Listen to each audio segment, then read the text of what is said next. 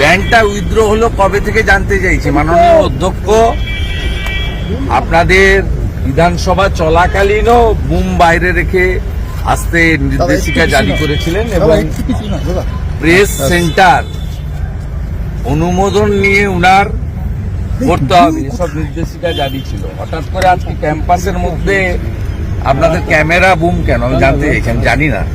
তৃণমূলের দুজন নির্বাচিত সদস্য শপথ যারা নেননি তাদের ছবি যাতে ইলেকট্রনিক্স মিডিয়াতে আসে এবং প্রিন্ট মিডিয়াতে ছাপা হয় সেজন্য আপনাদেরকে অ্যালাউ করা হয়েছে। তার মানে বিধানসভা সকলের জন্য নয়, তৃণমূল কংগ্রেসের জন্য।